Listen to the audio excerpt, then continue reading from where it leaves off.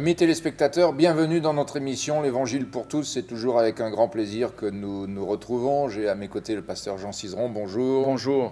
Nous vous saluons tous, vous qui nous écoutez, vous qui nous regardez. Et nous allons parler de quelque chose de fantastique puisque c'est toujours l'Évangile avec Jésus. Et comme le diront certaines personnes, Jésus fait tout à merveille. Nous allons partager un texte qui se trouve dans l'évangile de Marc au chapitre 7 et au verset 32 à 37. Et Jésus va guérir un homme qui était sourd et qui était muet. On lui amena cet homme avec une grande difficulté, celle de parler et d'entendre, et Jésus va agir en sa faveur. En effet, cet homme avait de la difficulté à parler et relation de cause à effet, il était sourd. Et cela permet de poser la question, quelle est votre difficulté? Pour lui, c'était la surdité et le mutisme. Pour quelqu'un, c'est le fait qu'il ne peut pas d'arrêter de boire. Pour quelqu'un d'autre, c'est le tabac. Pour un autre, c'est la haine, la violence qui est dans le cœur, dans les actions. Pour quelqu'un d'autre, c'est le contraire, la difficulté parce qu'il parle trop. Donc, nous avons tous des difficultés qui nous assaillent, qui nous rendent malheureux.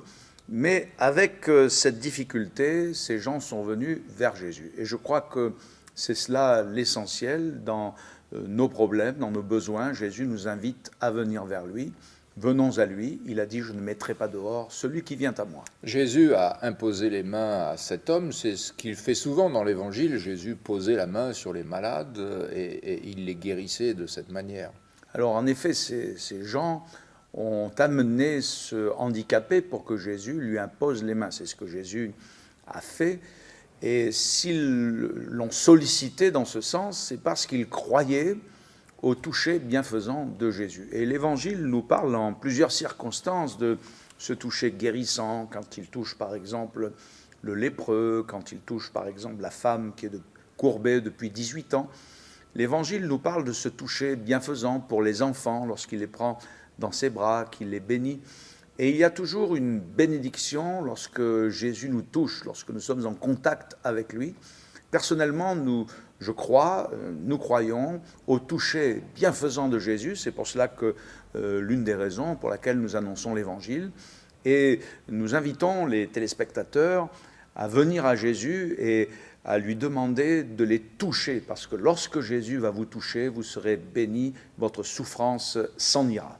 On dirait aussi dans l'Évangile que Jésus n'est pas venu pour faire du spectacle, pour appâter les foules. C'est pour ça que dans ce cas précis de cet homme que l'on amène, qui est muet et sourd, Jésus va le prendre et le mettre un peu à l'écart de ce remue-ménage. Nous sommes en effet assez loin du bruit de la foule, du tapage que fait la foule, et aussi du côté assez sensationnel des fois que les gens recherchent. On le voit dans les spectacles, on le voit dans la magie, on le voit dans la prestidigitation. Jésus n'a rien à faire avec tout cela. Lorsqu'il intervient dans notre vie, ce n'est pas pour un côté sensationnel, mais c'est pour nos besoins, c'est pour combler nos besoins. Il y a un verset de l'Évangile qui nous dit que Jésus guérit tous ceux qui avaient besoin d'être guéris. Donc c'est pour le besoin de cet homme, et Jésus s'intéresse à nos besoins personnels. Et puis nous voyons que, à l'abri du brouhaha, du tapage, du tumulte de la foule, parce qu'il y avait des allants, il y avait des venants, eh bien Jésus le prend à l'écart, il y a une tranquillité, il y a un repos. On dirait que Jésus veut le conduire en sa présence pour que cet homme soit dans la tranquillité. Et Jésus est celui qui veut nous mettre à l'écart quelque part pour nous donner sa paix, pour nous donner son repos et nous permettre de bénéficier de sa grâce. Maintenant, nous constatons, toujours dans ce texte et dans le miracle que Jésus va apporter à cet homme, nous rappelons la référence biblique, c'est dans l'Évangile selon Marc au chapitre 7, versets 32 à 37. Jésus va aller vraiment au cœur du problème par ces gestes qu'il va accomplir. Cet homme est sourd et muet, donc il va mettre ses mains, ses doigts dans les oreilles de cet homme. Il va même toucher la langue de cet homme avec sa salive. C'est particulier ce que Jésus fait là. Jésus ne l'a pas toujours fait, mais là, dans cette circonstance, c'est ce qu'il fait avec son doigt. En effet, il va pointer le problème, la surdité de cet homme, et puis avec sa propre salive, il va toucher la langue muette de cet homme handicapé. Je dirais que le doigt de Jésus se porte là où il y a le mal, là où il y a le problème. Et il faut savoir que le doigt de Jésus est toujours porté contre le mal. Jamais c'est un doigt d'accusateur pour nous critiquer ou bien pour nous faire peur, mais le doigt de Jésus, ici, c'est démontré, est pointé là où il y a le mal, là où il y a le problème, pour l'éradiquer, pour délivrer cet homme. Je pense à cet épisode de la Bible à l'époque de Moïse, où les magiciens de Pharaon avaient tenté de faire les miracles que Moïse faisait. Et à un moment donné, ils ont été comme stoppés, ils ont été comme bloqués, ils n'ont rien pu faire. Ils étaient désarmés. Alors ces hommes ont dit, mais ça, c'est le doigt de Dieu. Et le doigt de Dieu était pointé justement contre le mal, contre les puissances de ténèbres, de la magie en cette circonstance. Ici, le doigt de Jésus est pointé sur le mutisme, sur la surdité. Dans un autre passage de l'Évangile, alors que Jésus est critiqué, qu'on dit « mais il chasse les démons par Belzébul, le prince des démons », Jésus dira « mais arrêtez, vous blasphémez, Satan ne chasse pas Satan, mais si c'est par le doigt de Dieu, et par ailleurs, il dira « si c'est par le Saint-Esprit que je chasse les démons, le royaume des cieux s'est approché de vous ». Et donc, il nous faut voir le doigt de Jésus comme l'autorité de Jésus, comme la puissance de Jésus, pointée là où il y a le mal, là où il y a le problème, et souhaitons que le doigt de Jésus se pose sur nos vies, là où il y a le problème, là où il y a le péché, là où il y a le handicap, là où il y a la souffrance, pour l'éradiquer, pour la chasser, afin que nous soyons secourus par sa grâce. Il est venu dans la présence de Jésus. Jésus a mis ses doigts dans ses oreilles, a touché sa langue avec sa salive. Et puis Jésus va intervenir, va lui dire une parole, et cet homme va recouvrer la santé. Alors, en effet, dans ce miracle de l'Évangile, nous voyons Jésus lever les yeux. Donc, c'est très imagé, toute cette scène, puisqu'il a touché de sa propre salive avec ses doigts la langue de ce handicapé. Il lui a mis les doigts dans les oreilles et suite à ce geste très particulier, Jésus lève les yeux. Pourquoi lève-t-il les yeux? Parce que le miracle dont cet homme a besoin ne vient pas d'en bas, il ne vient pas de la terre, il ne vient pas des hommes. Nous savons tous ce que vaut la puissance de l'homme.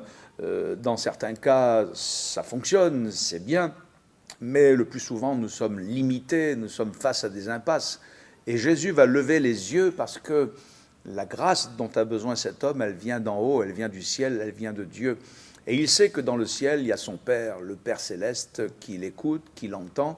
Jésus dira, le Père m'exauce toujours parce que je fais toujours ce qui lui est agréable. Et après avoir levé les yeux vers le ciel, Jésus va soupirer. Il y a là un soupir qui nous parle de sa compassion, qui nous parle de son amour en faveur des êtres humains que nous sommes, qui sommes souvent affligés, fatigués, pliant sous les fardeaux, sous les poids de nos péchés, de notre culpabilité. Et après avoir soupiré, Jésus va prononcer cette parole « Ouvre-toi ». Et les oreilles de cet homme se sont ouvertes, si on peut s'exprimer ainsi. La langue de cet homme s'est mise à parler. Il est dit qu'il parlait très bien. Non seulement il parlait, mais il parlait très bien, parce qu'il y en a qui parlent, mais ils parlent très mal. Donc, et je pense aux mauvais propos qui sortent des paroles, tandis que là, il parlait, mais il parlait très bien. Et ce fut l'occasion à toutes celles et ceux qui étaient présents de glorifier Dieu. Ils ont dit, mais Jésus fait tout à merveille, il fait entendre les sourds, il fait parler les muets. On sait très bien que quand un bébé vient au monde, alors qu'il a ses organes auditifs et de la parole en bon état de fonctionnement, il faut quand même plusieurs années avant qu'il parle, et plusieurs années ensuite pour qu'il parle très bien. Et là, nous touchons ici à un point extraordinaire au sujet de Jésus, il fait tout à merveille. Oui, la Bible, dans un psaume, nous dit que le secours de l'homme n'est que vanité, mais avec Dieu, nous ferons des exploits, et peut-être que ces merveilles, nos amis téléspectateurs ont besoin de les expérimenter, bien ce qui est écrit, ce que nous-mêmes nous avons expérimenté dans notre propre vie, dans notre propre famille. Nous voulons le dire, c'est aussi pour vous, vous pouvez en bénéficier aujourd'hui. Merci Jean, on se retrouve la prochaine fois. Avec plaisir, oui. Amis téléspectateurs, que Dieu vous bénisse et au plaisir de vous retrouver.